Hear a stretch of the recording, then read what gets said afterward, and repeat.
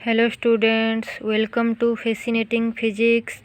It is my first lecture on surface tension. देखिए surface tension new chapter है। ये ज़्यादा तक बच्चों को समझ में नहीं आता है, लेकिन इसमें है कुछ नहीं, बस हम लोग अच्छे से समझते नहीं हैं, इसलिए हमें समझ में नहीं आता है। तो यहाँ पे देखिए हम लोग आज सरफेस टेंशन के बारे में जानेंगे कि सरफेस टेंशन होता क्या है। मेनली सरफेस टेंशन जो प्रॉपर्टी है ये केवल और केवल लिक्विड के लिए एप्लीकेबल है, इसको ध्यान में रखिएगा। और यहाँ पे फोर्स लिक्विड में, मेनली लिक्विड, कोई भी लिक्विड हो, चाहे आप ऑयल ले लीजिए, चाहे आप वाटर ले लीजिए, चाहे आप कोई भी लिक्विड ले लीजिए, तो उस लिक्विड में क्या होता है, वहाँ पे डिफरेंट फोर्सेस अप्लाई होता है, वो है फोर्स ऑफ एडहेशन। तो ये सारी चीज़ लिक्विड के अंदर क्या क्या प्रॉपर्टीज आ रही हैं, पहले हम लोग उसको स्टडी करेंगे, उसके बाद हम लोग सरफेस टेंशन के ऊपर डिटेल में स्टडी करेंगे। तो पहले किस किस चीज़ के बारे में हम लोगों को स्टडी करना है, पहले हम लोगों को स्टडी करना है फोर्स ऑफ एडहेशन के बारे में, और मोलिकुलर रेंज क्या होता है, और स्फीयर ऑफ इन्फ्लुएंस क्या है।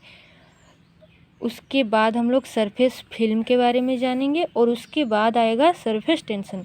जब आप इन चीज़ों को जान जाएंगे तो आपको सरफेस टेंशन समझ में आ जाएगा। तो अब देखिए यहाँ पे क्या हो रहा है, फोर्स ऑफ कोहेशन। क्या है force of cohesion? It is force between two molecules of similar nature. मतलब ये फोर्स है, लेकिन किसके बीच में? दो मॉलिक्यूल्स के बीच में जो कि सिमिलर नेचर के हों। मान लीजिए यहाँ पे आप एक ग्लास ऑफ वाटर ले रहे हैं, ठीक है, एक ग्लास ऑफ वाटर आप यहाँ पे ले लिए, और ये वन ग्लास ऑफ वाटर में यहाँ पे मान लीजिए एक मॉलिक्यूल है और एक मॉलिक्यूल है। इन दोनों मॉलिक्यूल के बीच में क्या है, ये दोनों सिमिलर नेचर के मॉलिक्यूल्स हैं, ठीक है। ये मान लीजिए वाटर है, तो यहाँ पे H2 मॉलिक्यूल है, यहाँ पे भी H2 मॉलिक्यूल है, और इन दोनों के बीच में कौन सा फोर्स आएगा, वो है फोर्स ऑफ कोहेशन। ये सिमिलर मॉलिक्यूल्स के लिए फोर्स है। तो it is a force between two molecules of similar nature. It is very strong in case of solids. और देखिए जो सरफेस टेंशन है वो सॉलिड के लिए ही एप्लीकेबल होता है, लेकिन जो ये फोर्स है वो फोर्स तो मॉलिक्यूल्स के बीच में सारे मटेरियल्स के लिए आएगा ना, ये लिक्विड के लिए आ रहा है। उसके बाद आप अगर कोई सॉलिड ऑब्जेक्ट लेंगे तो उसके लिए भी फोर्स ऑफ कोहेशन एग्जिस्ट करेगा, ठीक है।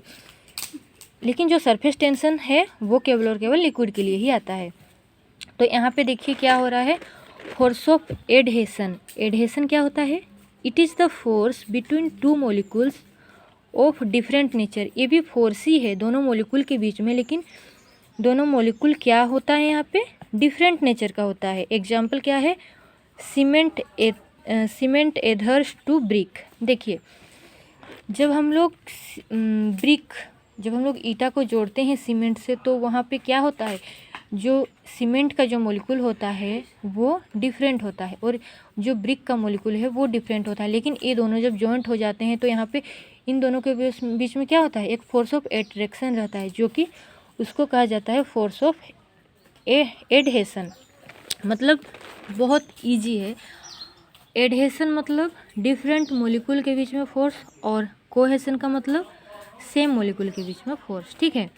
अब देखिए यहाँ पे मोलिकुलर रेंज के बारे में हम लोग जानेंगे। मोलिकुलर रेंज क्या होता है, तो देखिए यहाँ पे क्या हो रहा है,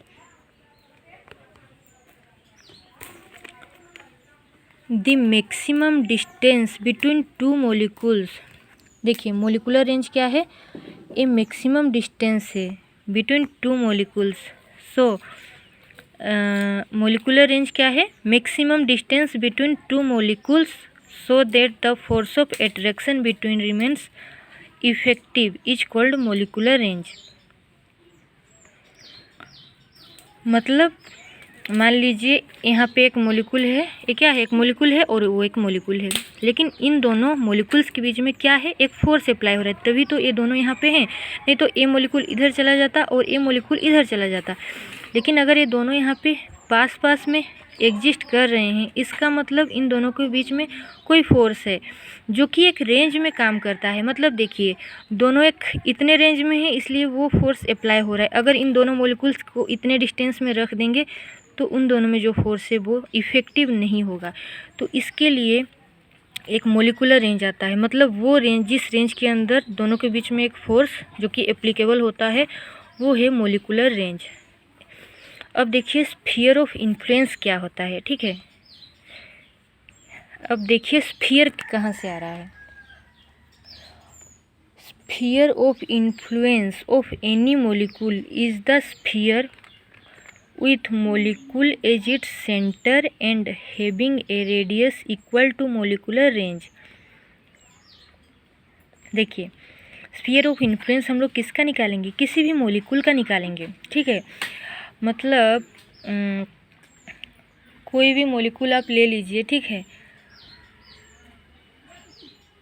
कोई मोलिक्यूल में अगर हम लोग क्या निकालेंगे, स्फीयर ऑफ इन्फ्लुएंस, तो मोलिक्यूल का शेप कैसे होता है, एटम का शेप कैसे होता है, स्फेरिकल शेप होता है, ठीक है।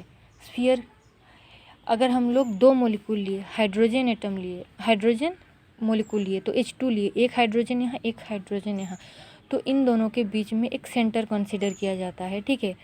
उसके बाद फिर एक स्फीयर लिया जाता है, एक सेंटर लिया जाता है उन दोनों मोलिक्यूल्स के बीच में, और एक स्फीयर लिया जाता है, उसको कहा जाता है स्फीयर ऑफ इन्फ्लुएंस किसी भी मोलिक्यूल का is the sphere with molecule as it centre and having radius. मतलब अगर हम लोग सेंटर लेके एक स्फीयर लेंगे, उस मोलिक्यूल को अंदर रखते हुए एक क्या लेंगे, एक स्फीयर लेंगे, तो उसका सेंटर भी आएगा और एक रेडियस भी आएगा जो कि उसका मोलिकुलर, जो कि उसका स्फीयर ऑफ इन्फ्लुएंस कहलाएगा। वो क्या कहलाएगा, स्फीयर कहलाएगा, ठीक है।